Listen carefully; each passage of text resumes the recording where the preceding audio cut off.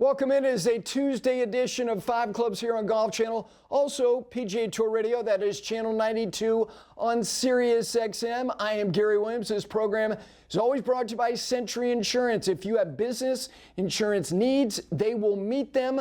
They are right by you. They're invested in the game of golf in great ways with the USGA and the First Tee. Golf Pride, when it comes to options and the quality of their materials, it's why more players trust Golf Pride than any other grip company in the world. Peter Millar, if you want this Pine Performance hoodie, you can have it. Just go to petermillar.com. The fall line is there. All of the items, whatever your needs are, on the course or off, they've got you covered. And finally, the cradle of American golf is Pinehurst. It is that time of the year. It was about 61 degrees this morning when I headed to the studios. There is no better time than right now to book a trip to go to the cradle of American golf. We got an hour with you live on this Tuesday, and we've got Wagyu Filet steak for breakfast the day after Labor Day. You want to be fortified and get some nourishment? Well, you need Johnson, Wagner, and Brendon de Jonge. And of course, their program is on Monday night on Sirius XM. Plus, they are seen everywhere. PGA Tour Live, Golf Channel, two of the leading younger voices. I say young, yes, in the game of golf. Gentlemen, good morning. Nice to be considered young again. Well, I mean, relatively speaking. 45 is the new 25, I guess. Yes, it is. How you guys doing? Great. Yes. Good Labor Day weekend. We watched the Hokies play together on Sunday. You did. Fortunately, we got smoked by the Gamecocks of South Carolina, but always good to spend time with Brendon. Yes, I will tell you that you do have the juggernaut of the SEC coming to Blacksburg this weekend. That would be the Vanderbilt Commodores, my friend. You better strap it on. They took us down in Nashville last year. We've got it's a revenge game. Yes, it is. Fully expect us to be 1-1. Look, they're plucky. Vandy is, anyway, this is not about the lower levels of the ACC and the SEC. All right, an hour with you guys. We got a lot to get to because yesterday we were here leading to Luke Donald's picks. No surprises. When you guys were last in here, we went through this, and he did exactly what everyone thought he was going to do. And he's going to bring a team to Bethpage that is the greatest repeat that we've ever seen in this competition. I was saying yesterday, and I had reached out to Justin Ray Sunday thinking, has anybody ever brought 11 guys from the previous team to the next one, whether it was Europe or the United States? It's never been done. Yeah. So he's going to do that. So we've got a lot to get to on the European front. But I want to start with you guys because the three of us have not been together since Keegan made his announcements. And I know you guys, look, you went on the air and you had your thoughts about his decision to pass on himself. And now here we sit some days removed from it. Brendon, let me start with you. Do you feel any different about him passing on himself this morning than you did when you heard it from him? No, I don't, Gary. I still feel like it was the conservative pick, the leaving himself off. It felt like it was kind of the easy pick for him. But I will say this, that leading up to it, I was convinced he was going to pick himself. Yeah. As soon as I saw him sit down there and get ready to make his picks, I was like, there's no way he's going to pick himself. There's no way he's going to do it. But no, I still feel like Keegan is one of the 12 best American players, and I still feel like he would have been best served as a player as opposed to a captain. Okay. The honor of being a Ryder Cup captain, I think it would have been really cool to watch him make history. I was looking forward to him playing and being the captain as well, sharing those roles. But now that I reflect on it, as a week has gone by, the amount of noise and media attention that has now been squashed from this competition, I think, is really good for this U.S. team. Like, not only Keegan, but all the players having to answer question after question. I mean, they're going to Napa, and it would all have been about, hey, can Captain Keegan play? So now I think at least the noise is quieted down. They can focus on playing golf. Keegan doesn't have to worry about all that. And the amount of internal pressure he would have put on himself, I think, would have been maybe a little too great. So I'm happy to admit that I was wrong, and I'm happy he made the decision he made. You know, and I think both of the things that you guys just said can be true and are true. He is one of the 12 best American players, but I can't see that just in the vacuum of that statement. Right. Because if he goes there as the captain as well, he's sacrificing something, okay? And there was a great article, and I want to share this with you because I actually reached out to the author. This was on The Athletic. This is Dr. Jennifer Lerner. And she is an expert on decision making. And she is somebody who's a professor at Harvard, but she was also a chief decision scientist for the U.S. Navy. Okay, and here's what she had to say. She knows nothing about golf. And by the way, I reached out to her about coming on the show, and she's like, I'm very flattered, but I don't know anything about golf. But that's not the point. You wrote about him choosing not to do this. And here's what she said. Let me start with this line from her about Keegan Bradley. A divided attention kills performance. His attention would be divided if he tried to do both. And in her eyes, as an expert on decision making, it would affect his performance as both a captain and as a player. She went on to say this: by focusing solely on leadership, Bradley preserved his bandwidth for strategy, where his influence may not place him in the spotlight, but could prove decisive. And she went on to say, attention capacity is limited. That's what I always believe. I highly recommend this article. This is not somebody who knows anything about golf. She's an expert on decision making. So I think what you said, for him to focus on what he was asked to do, to be the captain of this team. And I know there are people out there who go, oh, come on, just roll the teams out there. It's who makes more putts. Look, it's more complex than that. It just is. And I also think that this can be a rallying cry for the American team, that his players, not that they weren't invested in him already as a captain, go, that's pretty damn selfless. This guy could have been on this team. He has every right to be on this team. And if I am ever going to sacrifice myself to 11 other guys, not to mention the captain of this team, I damn well better do it now.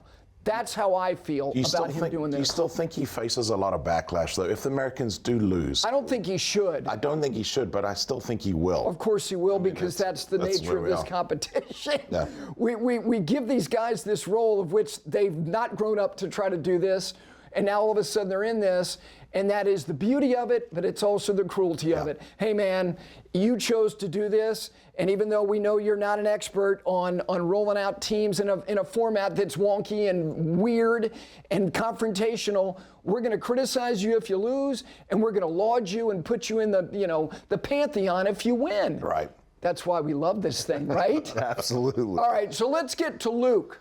Would you have done anything different, or did he do the right thing? I think he did absolutely the right thing. I mean, you're going on the road into potentially one of the most hostile environments at Bethpage in New York as a road team, and you're bringing back a team that thoroughly dominated the competition in 2023 at Marco Simone. And when you look down at the partnerships, they have them there. Yeah. All the analytics are there from the last time. I mean, yes, things are going to change with the venue a little bit, but I was looking at the foursomes and the four-ball pairings. They only changed teams up twice, and it was in four-ball the second day just to give guys a little bit of rest. They gave Rahm a rest, and they gave Hatton a rest in that last session on Saturday. So they've got their pre-built teams. Sure, they may have a contingency plan for other teams to come in, but they've got all the metrics. They know who's going to go well with each other. The only difference is Rasmus, and he's basically the same player as Nikolai. I mean, they're twins. They hit the ball the same. They swing the same. So it's a plug and play. And I mean, just looking at Luke Donald yesterday, he's calm. He's collected. He's decisive. He's a brilliant dude. And I mean, I've been saying it all year. I'm very concerned as an American for what this Ryder Cup's going to look like, especially like with Rory, what he said the last time. I can't think of anybody who would be better suited to be an away captain than Luke Donald in New York, dealing with the hostile crowd. Wow. That stepping into the locker room, as you said there, he's going to be that calming influence. He's going to be the voice of reason. He's going to say the right thing at the right time. And I mean, I thought he was absolutely brilliant yesterday. I mean, if I was Luke Donald, I would do everything I did at Marco Simone. I don't think he missed a beat there, and I don't think he's going to miss a beat here either. No, he didn't. He really struck every chord perfectly in Rome, not only externally with the way he expressed himself to the general public, but also internally in terms of the way that he tapped into these guys in a very intensely personal way, found out things about them when they were, growing up, that he presented to them when they got there. They were personally touched. That's why when people say, well, it's just who makes more putts. Team events, there is something that you must do. You must make yourself available to everybody else on that team in a way that maybe you haven't before, in a vulnerable way, in an intensely personal way. Here's the other thing, is we just showed that roster. God, they have a lot of experience. I mean, this is Rory's 8th team. This is Justin Rose's 7th team. You got a handful of guys that are playing on their 4th teams. The United States side, as you look at that, you know, that page right there, half your team has as much experience as the whole other team combined. Right. Combined. And that can be a great advantage. It also could be something for the United States, of which they have a handful of rookies. And there you look at Justin Thomas. He's the only guy playing on his 4th team. They got 6 who are playing on at least their 4th team. So the interchangeable parts, if I said to you with respect to Rory played with Fleetwood in 2 matches the last go around, and he also played with Matt Fitzpatrick, and they were in that just bare knuckle brawl late on a Saturday when Cantlay was not wearing the hat and he's getting catcalled.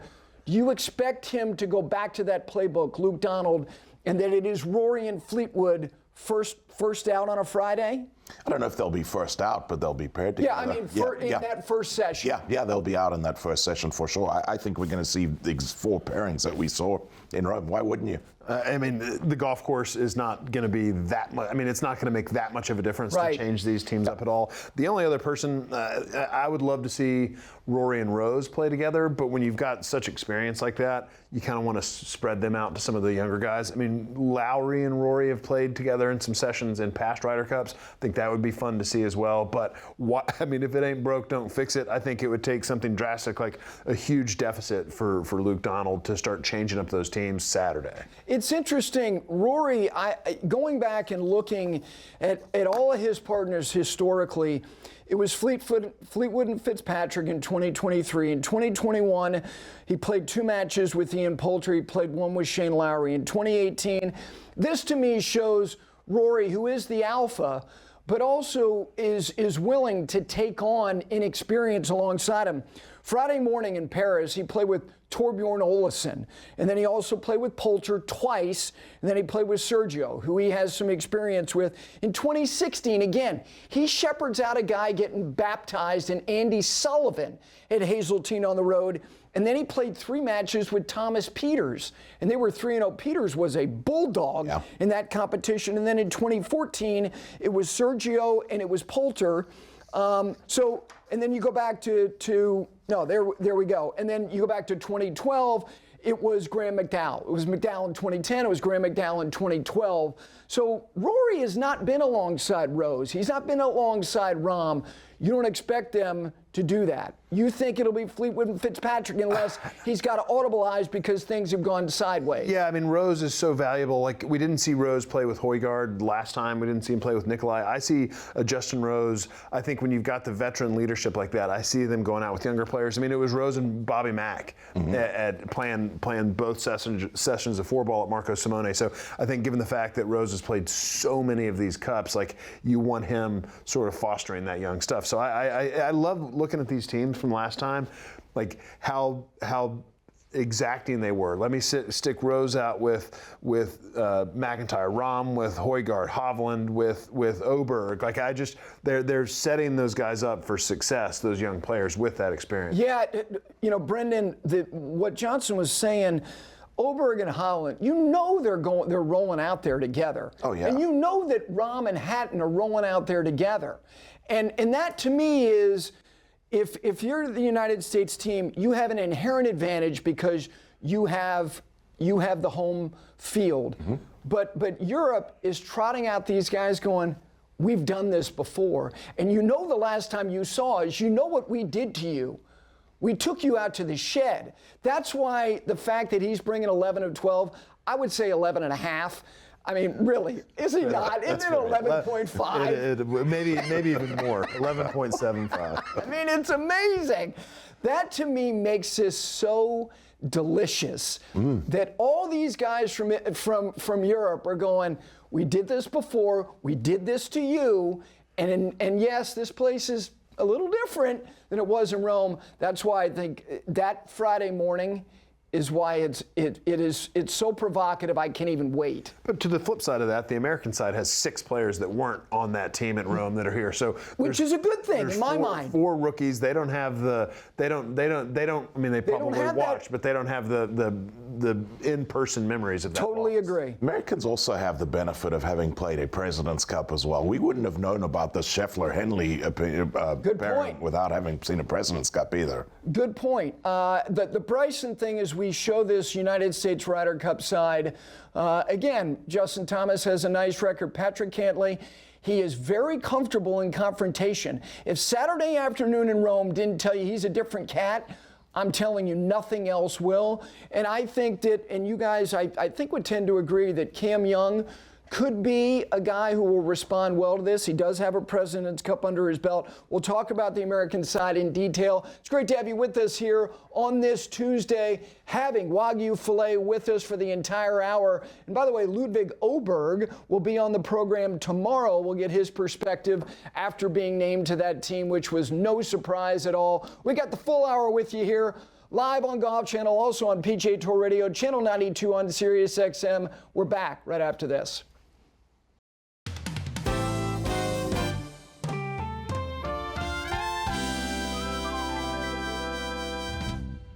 Back in on a Tuesday here on 5 Clubs Golf Channel and also PGA Tour Radio Channel 92 on Sirius XM.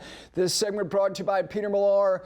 It is the fall. That means you need layers. There's nothing like layering up, and they've got you covered, whatever you need, on course or off, as the boys giggle. Don't know why, but they do, because they're ensconced in Peter Millar. Why wouldn't you be? All right, we continue with Wagyu Filet, of course, their program on Monday nights on Sirius XM's Channel 92. You're going out to the Pro Tour. You'll be in Napa for that. A lot of the United States Ryder Cup team. Look, they got criticized, not in the sense that why weren't you there? It's kind of like, okay, there's a fault in the system that you have this basically a month of inactivity, and off you go to Rome, and you haven't played any competitive golf. So to their credit, they're en masse going to go out there, and you'll be out there for PGA Tour Live, walking the fairways. Let's talk about the American team, because, you know, I have believed, whether it be Europe or the United States, but when you start looking at the data since 1999, rookies, especially on the United States side, have fared exceptionally well. They have a winning record over the last quarter century in this competition, and you've got rookies on the American side. When you start looking at, let's start with Friday morning in foursomes, and you go back to 23, they got blitzed, they lost 4-0. 2 of those 4 partnerships could be recreated, because Scheffler played with Burns and Cantlay and Schauffele played together. Both those teams lost.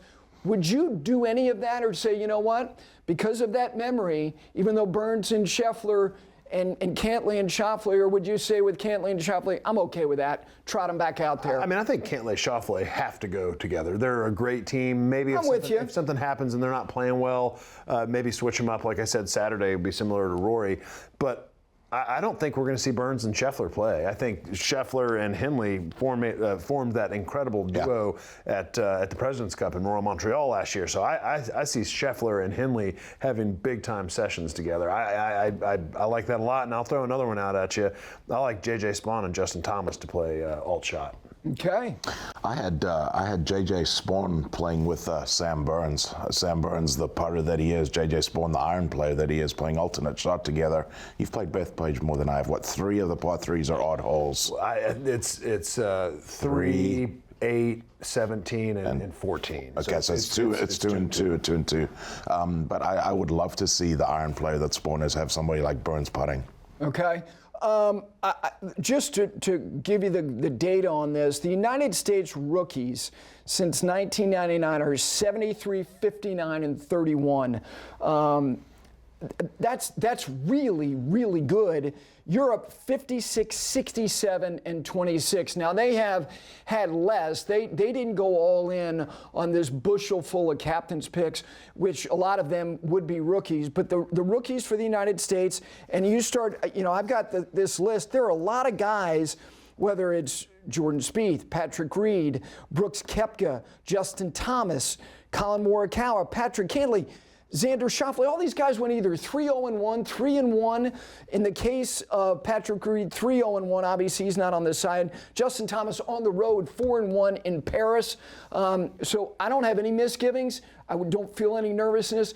Here's the interesting one to me, because I thought Bryson got dealt a really weird and unfortunate hand when he was a rookie in Paris. He gets Tiger, who was not right. He wasn't. He had won the Tour Championship. He's on fumes. And then on the back end of Tiger, he gets Phil, who couldn't hit a fairway. He had a dreadful rookie experience. Who do you put him with? I think there's only one option, and especially if it's alternate shot. Yep, and I know where you're going here. It's Cameron Young. Yeah. And I think Cameron Young, so if you're going to trot Bryson out, you're going to trot him out. You're going to need either someone who can sort of flatline it or someone who can match his intensity. I don't think there's many guys on that team that can match his intensity. Maybe Justin Thomas. I went the other way with it. But when you think about Cam Young, like the way he's so steady Eddie. Plus, when you think about alternate shot, Bryson is so crazy with his spin rates and launch angles, and he's not going to play anybody else's ball. And he plays a very specific prototype Titleist golf ball. Yes. And guess who won their first event, their first week playing that ball? Yeah. It's Cameron Young. So I think that's a partnership I think we're going to see. Definitely, I think they'd be tough to beat in best ball. But if you're going to put Bryson out in alt shot, it's got to be Cam Young.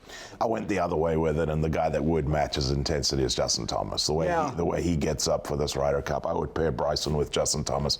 Probably more of a four-ball match than a foursomes match, because they both tend to get a little wild. They could be playing from some interesting spots. Do you, speaking of the wild part of this, they don't need anybody in particular to hit that first tee shot to get the place just completely unglued, but it wouldn't hurt, would it? Would you put him out first with Cam Young in foursomes?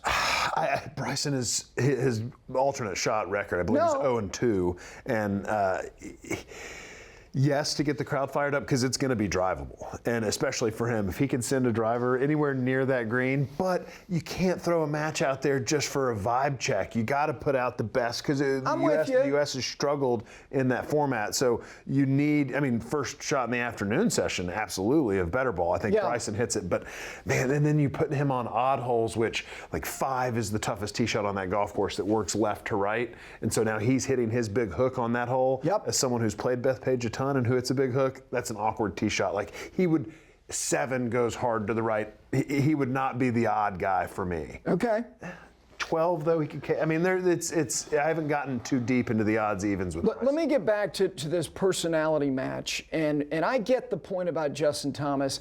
I also think sometimes when you put two excitable boys together, it's like, what are you trying to outshine me with? I think that Cam Young actually, because of the way that he is, go ahead and be Frank the Tank and old school. If you want to run to KFC, go ahead. I don't care. I let him be him and not be affected by it, almost be amused by it. And also the ball match to me, if they do go alt shot together, I think Cam Young makes a lot of practical sense, and I also think he makes personality sense. Justin Thomas needs to be with somebody like Jordan. Jordan was never that way. Would he get, jacked a little bit? A little bit. But he let Justin be the point guard from Duke, which is one of the great lines of all time Tron Carter had. I never knew that he played point guard at Duke when he was acting like he did the first time he was on the team. I think you need to have Justin Thomas be with somebody who also will say, you be the excitable boy, I'll be who I'm going to be. That's why finding him a partner is important, because he's been tethered to Spieth. Well, I do think when you look at two rookies, I think Ben Griffin and J.J. Spawn would be great matchups for Justin Thomas because they are more of that flat line. They're going to be a steady Eddie type player. Let Justin Thomas get crazy and go wild. And remember, Jordan Spieth, to your point, played with Patrick Reed, who was also that big fiery guy. So I'm with you completely on that. I think we're going to see a lot of emotion out of Ben Griffin. I can see Ben Griffin being a pretty excitable guy out there. I look for Ben Griffin to play with Harris English because Harris English is that flat line guy. We know Harris isn't going to change, but I think Ben Griffin's going to be excited out there. The Scheffler advantage, when you take the best player, the presumption that that guy is going to, present you with a bushel full of points, that's a dicey thing to just presume that.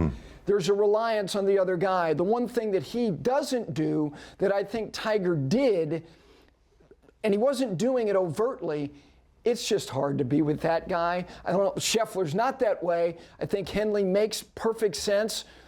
Do you expect, if there is one guy to play 5 sessions, that it will be Scheffler? Or do you not presume anybody is playing 5? I think given the fact Bethpage is a big brute of a golf course, Yeah. It's not the easiest of walks. I think if he's playing well and feeling good, sure.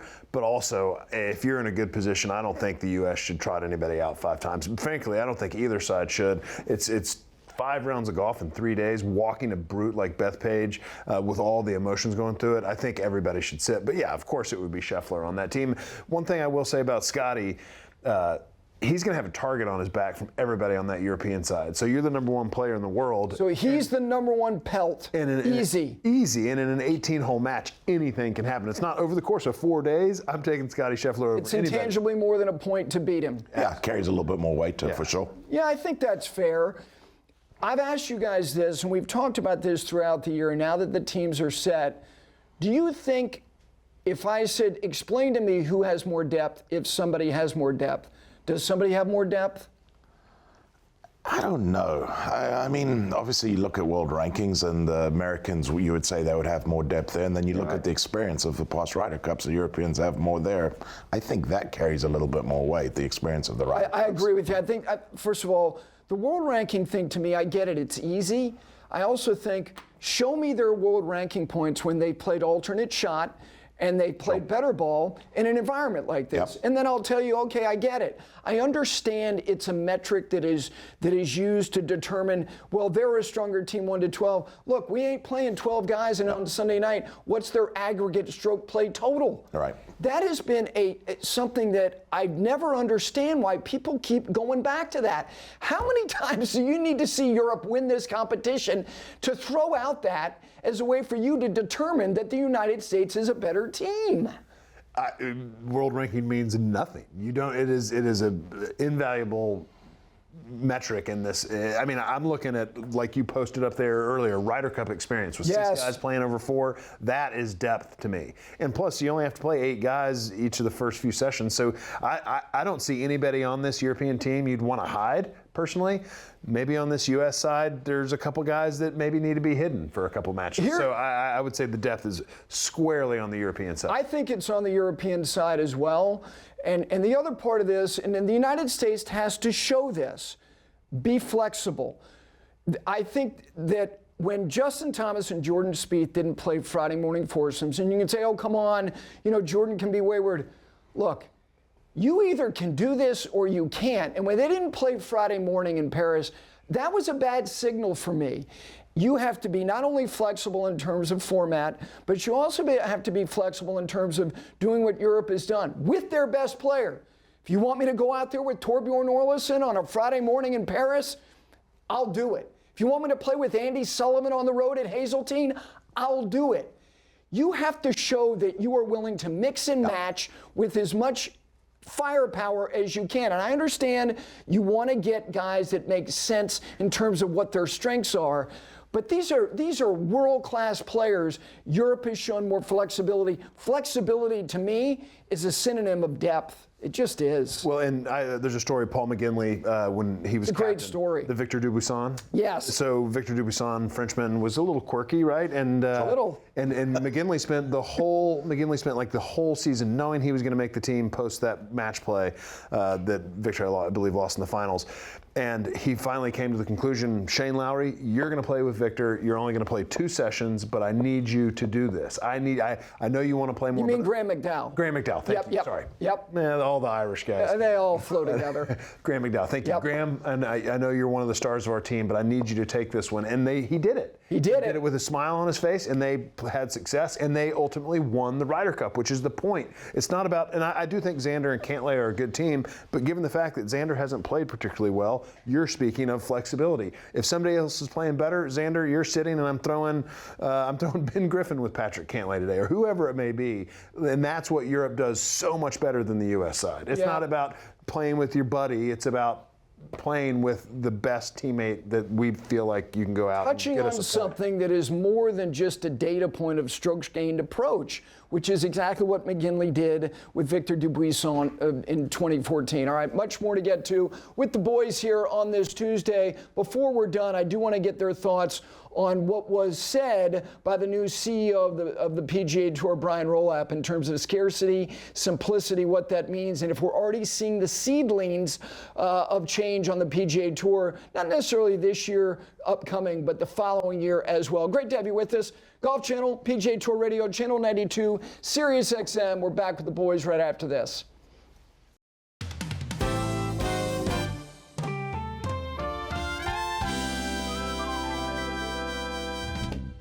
Welcome back in this Tuesday edition of 5 Clubs, and this segment brought to you by Golf Pride. When it comes to making choices on grips, you want to have choices. No company presents you with more, and that means through the bag, including the putter options with that reverse taper putter grip system and the series of putter grips that they've got. It is Golf Pride, trusted by more players at every level. All right, it's great to have Johnson Wagner, Brendon de Jonge with us. Of course, they've got their own show on Sirius XM on the channel you can listen our show on. That is Channel 92 on PGA Tour Radio. And of course, you see them all over the place. Johnson on Golf Channel, most recently at the Tour Championship. Brendon is going to be out at the Pro Tour. A lot of Ryder Cup players from the United States team going to be out there in Napa on PGA Tour Live. All right, guys, let's talk a little bit about the PGA Tour, because Brian Rolapp did his presser at the Tour Championship, and then did a lengthy interview with Eamon Lynch. And he said some interesting things that make you go, okay, what does this mean? What does scarcity mean? What does simplicity mean? What does competitive parity mean? Where is all of this going? He also talked about meritocracy as well, a word that I think a lot of people think has been compromised in men's professional golf. Well, let's start with whatever it is that he said that you think means the most change that's coming. What was it, and what will the change be? I think you hit it with scarcity, and I think we're in for a time where I think it's been coming ever since the FedEx Cup was created, where there's a secondary tour. And Gary, you and I were talking about it. I think if you have a 24 event schedule for the top players in the game, let's call it 100 guys, there can't be sponsor exemptions. You have to be like relegation and elevate.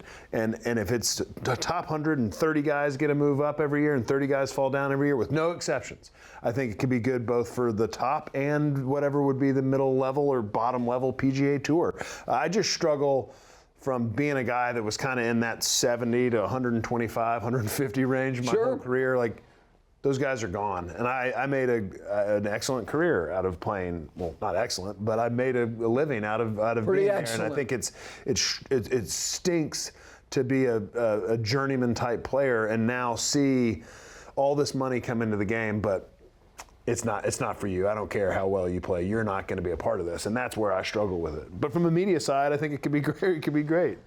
Yeah, exactly. Now that we're on the other side of it, we do understand that the stars are driving the game. But yeah, it is difficult to see, and I think the word you said it there, scarcity, is exactly right. It is hard to watch it because it feels like it's just getting more and more closed and more difficult to get out there. The scarcity part, I think, is more than just how many guys, how many events. I think it also relates to your workforce. And I'm not just talking about players, I'm talking about employees of the PGA Tour. I'm not expecting everyone to be paying attention to everything that's happening in the business of professional golf or golf in general. But the PGA Tour has offered up voluntary, opportunities for people who work there to leave there. So the workforces and the scarcity of employees and players and events, I think it's across the board what's coming here. And I also think it means scarcity in terms of how many people are managing and operating events, where the PGA Tour is going to be owning more and operating more. They have an events management division that I think is going to become more prominent, more prevalent when it comes to who is executing the day-to-day of who's running the events that they don't necessarily own and operate, but for all intents and purposes, they're going to own and operate more. Is that fair? Yeah, I'd say that's very, very fair. I know Champs Management is going to start running the Truist Champion. Correct, Started right here in already Charlotte. last year, but here in Charlotte. And the other thing that I struggle with this whole thing is the tour took all this money from SSG. Hand was kind of forced by Liv and PIF and all this stuff.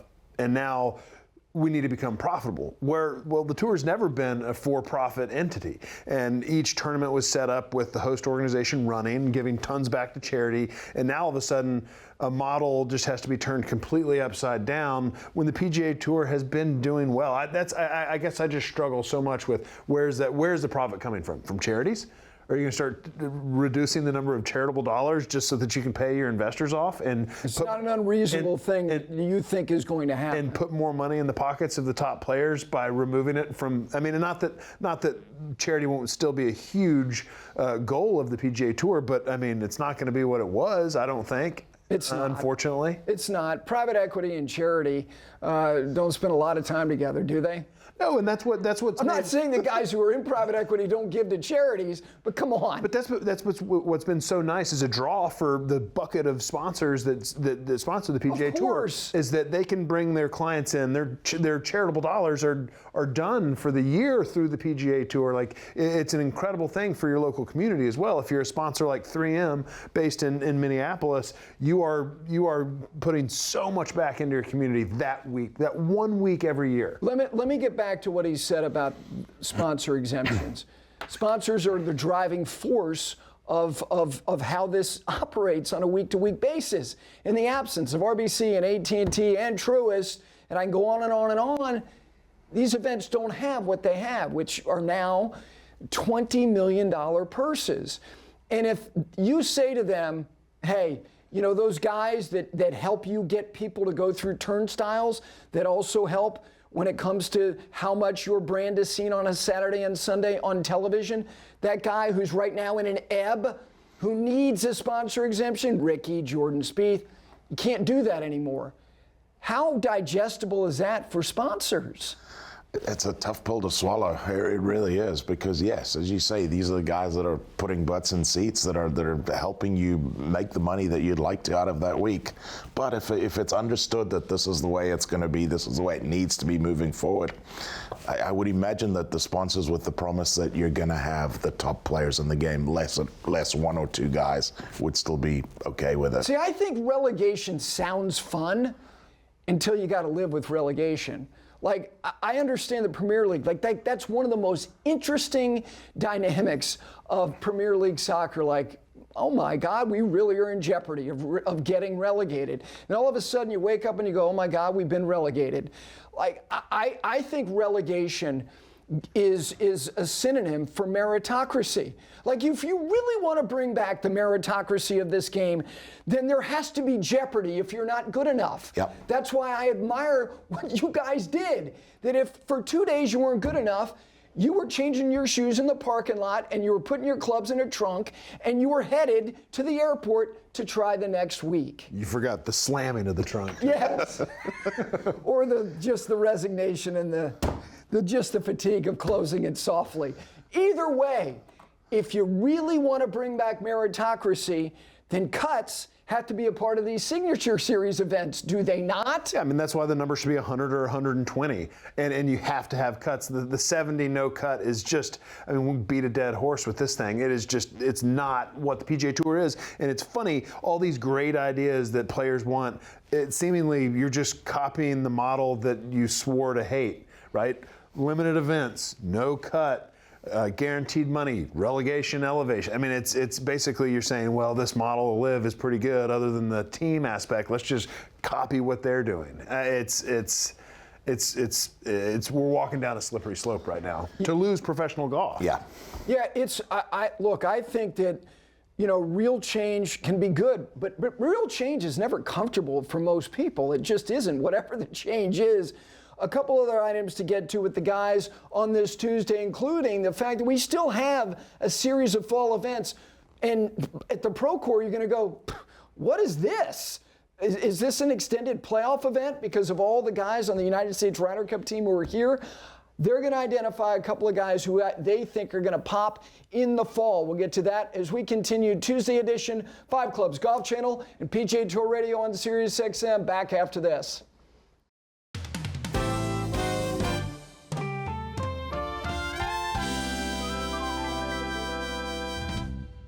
Back in on this Tuesday edition. Reminder, tomorrow, Ludwig Åberg, member of that European Ryder Cup team, is going to join us on the program. We might have some other stuff for you. Plus, some thoughts on the Walker Cup, which is at one of the Sistine Chapels in the game of golf, Cypress Point. That's a Wednesday edition. And, of course, dogs as well.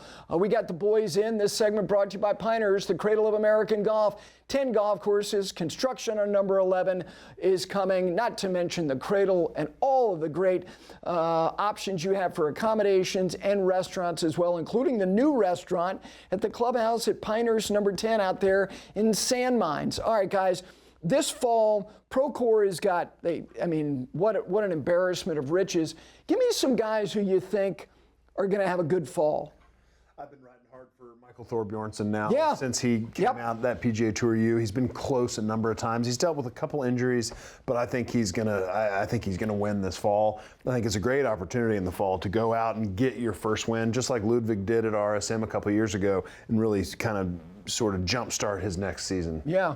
I got a couple guys. Jake Knapp, for me, every time I watch him play, he looks like he's just on the edge of starting to play really, really well again, winning a bunch of events. You think he's a top 20 player? I do. Can live in the top 20 for a while. I think he's got all the tools to You be agree top with 20. that? Oh, 100%. Okay. Jake Knapp has everything. I don't know why he's put himself in that position so many times this year, like getting over the hurdle to get that second win. But yeah, his touch, his ability to take distance off wedges, the length, Jake Knapp's a beast. Okay. Talking about length, Podgeter. I think Podgeter really, the second half of this year, you don't really feel like you're a rookie either. I think he's getting more and more comfortable out there. Talk about Thorbjornsen getting that win. Podgeter's already got that win.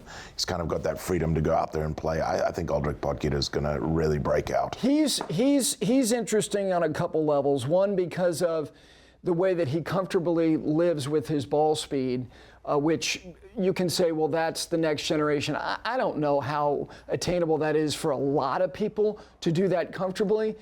I'm wildly impressed by people who win golf tournaments. Mm-hmm. He wins golf tournaments. And then the other part is making a weakness, not necessarily a strength, but less than a weakness or even a borderline asset. Do you think the closer he gets to the hole that he can become somebody more polished, more efficient with respect to his chipping? Because right now it's a deficiency. Yeah, he's only 20 years old. Exactly. He would be in his, starting maybe his junior year of college right now. So I think about where my short game was, where, that's a part of the game that you just kind of mature into. So I think he's got plenty of time to get the wedge work, short game. He's working with one of the greatest guys possible in Justin Parsons. Yep. Yes. And JP's been working a lot with him on being able to take some speed off of the wedges, control some flights and some spin. And I think short game's probably the next thing they're going to get into. Justin's become like a leading sensei. You look at his stable, boy, he's got a lot of good players. We need to talk about him more as being one of the best coaches out there. Like, he really is. And it's, you said it there, Sensei, more than just a coach. Really, he's very good at saying the right thing to the right person.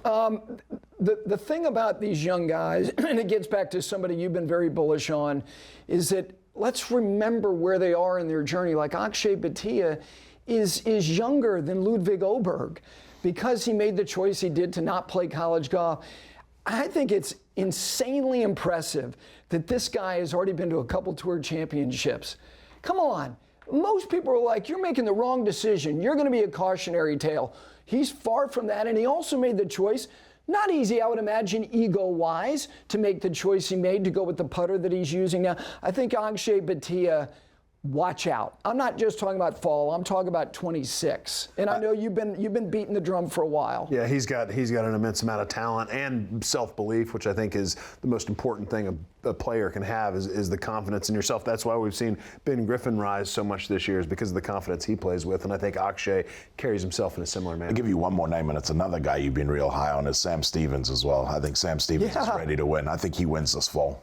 He's come so close so many times, and I think he's just getting better and better each year he plays. He's got a lot of kids. He's very grounded at home, and I think the ascension of what I do. I think the ascension. It's just funny the way you said he's got a lot of kids. He does. He's got a lot of kids. I think instead of saying he's got a really good short game, he's got a lot of kids. He reminds me of a guy like Steve Marino early in his career, and the difference between a Steve Marino and a Sam Stevens at home is pretty dramatic, and I think that's what.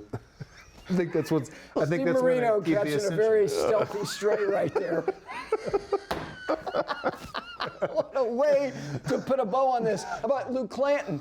I mean, there were people back in February of this year who were going, he's going to be on the U.S. Ryder Cup team. I want to watch him on a week-to-week basis. Like I've said, he stinks of belief. Yeah, he does. He does. You talk about Ben Griffin with self-belief. Clanton's got it as well. No, he does. Was right there with a chance to win RSM last year. Missed a short putt on the 18th hole. I think that would be a great place for him to break out. And I think he's learning, hey, playing golf professionally, when you're playing for a paycheck is a little different than when you're an amateur and can go out and freewheel it in these PGA Tour events. That he'll figure it out soon, probably this fall. All right, boys, great to have you in. I might see you sooner than later. Who knows? We'll see about that. As a reminder, again, tomorrow here on the program, of course, their show, Monday nights, right here on Channel 92, if you're listening on the radio side, 8 o'clock Eastern time. And, of course, you can see them all over the place. Golf Channel, PGA Tour Live. Ludwig Oberg tomorrow. We will talk some Walker Cup. We got dogs as well. So for Johnson and Brendon, I'm Gary, and for all of us here at 5 Clubs and Signature Sports Group, have a great Tuesday. We will see you tomorrow.